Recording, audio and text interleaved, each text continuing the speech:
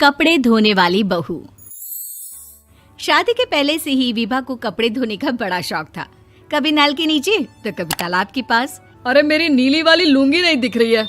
विभा की अम्मा, कहाँ रखी है लुंगी? अरे वो तो विभा ने परसों ही धोकर रखी थी आपकी अलमारी में, देखो वहीं होगी। वो ना मैंने आज धो दी, मुझे लगा कि गंदी हो गई होगी। अरे कैसे गंदी हो गई थी? उसे तो मैंने पहना भी नहीं। हे भगवान, इस लड़की के कपड़े धोने की आदत से परेशान हो गया हूँ मैं। जितना तो घर में राशन नहीं आता, उससे कहीं ज्यादा डिटर्जेंट पाउडर का खर्चा है। इसकी शादी करवा दो, शादी जाए अपने घर में ही करे काम, फिर चाहे घर के कपड़े धोने हो या पूरे गांव के।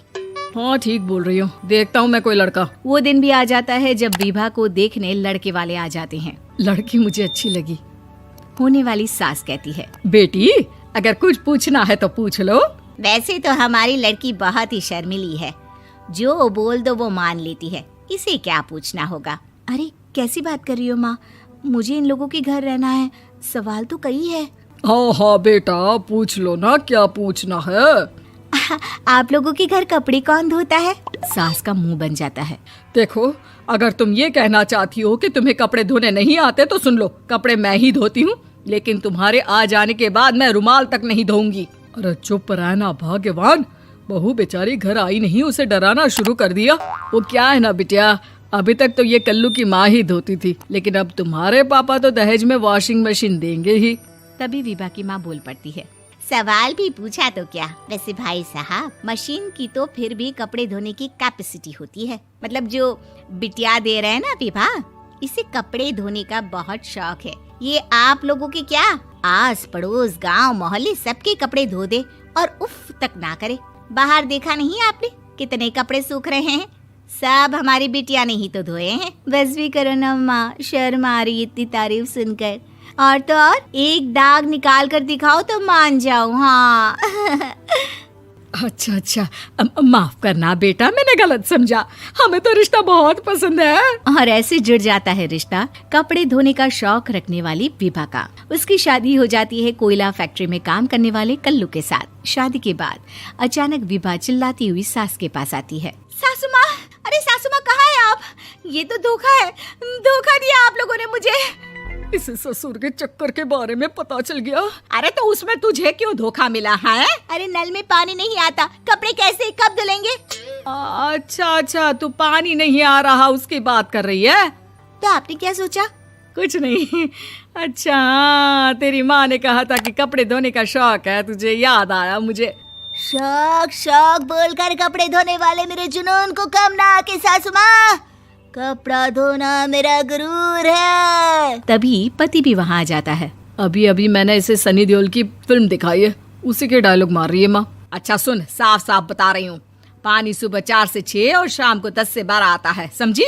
विभा टाइमिंग सुनकर हैरान हो जाती है। ये क्या भूतों का मोहल्ला है? सुबह 4 बजे उठकर कौन कपड़े धोता है? 4 बजे टंकी में पानी जाता है, फिर सारा दिन धोना ना, किसने मना किया? अरे कैसी बात कर रही हैं? 200 लीटर की टंकी में कितने कपड़े धो लूंगी मैं? सुबह ही उठ जाऊंगी मैं। अब क्या था, विभा सुबह 4 से लेकर रात के 12 बजे तक कपड़े ही धोती रहती। एक रोज सास पड़ोस से निकलकर कहीं जा रही होती है कि साथ वाली कहती है, हाँ कल्लू की माँ, जरा ये बताओ कि 2 साड़ी है, 2 ब्लाउज और एक पेटीकोट और एक नाड़े वाला लंबा कच्छा। हाँ तो?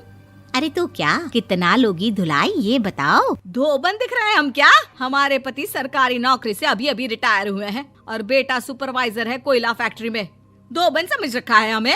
हाय रे कल्लू की अम्मा, माफ कर दो, वो तो मोहल्ले में यही सब बता रहे थे कि तुमने बहू को कपड़ा धुलवाने के काम में लगा दिया है। सास को पड़ोसन की बात सुनकर गुस्सा आ जाता है। वो घर पहुंचती है जहां घर के बाहर ही इतने सारे कपड़े सूख रहे होते हैं जितने कि किसी धोबन के घर पर। अरे ओ कल्लू की दुल्हन, बाहर निकल।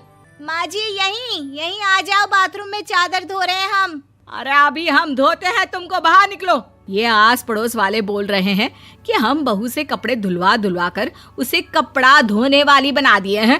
अरे छोड़ो ना माँ जी, किन लोगों की बातों में आती हो? आस पास के लोगों का तो काम ही होता है कि वो किसी तरह सास बहू को लड़ा दे। बहू सारे घर के कपड़े धोती है, ये क्या कम है? बोलिए।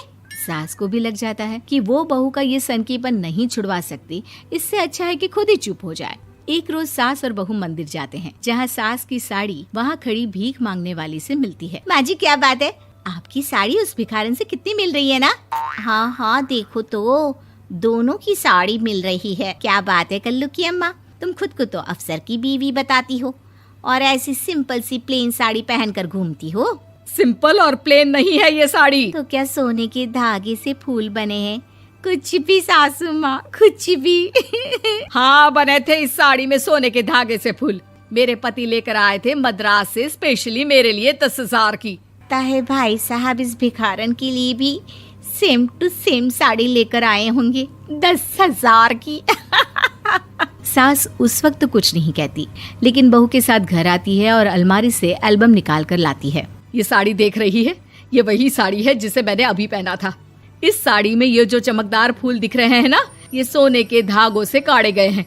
लेकिन तू लोकल वॉशिंग मशीन ब्रश से घिस घिस कर सारे फूलों को निकाल कर साड़ी प्लेन कर दी। मुझे माफ कर दीजिए सासू माँ। और तो और, जब मैंने तुझे तेरी गलती के लिए कुछ नहीं कहा, लेकिन तूने तो सबके सामने मेरा मजाक ही बना दिया। क्यों? बहू को समझ में आ जाता है कि अब से उसका कपड़े धोना बंद।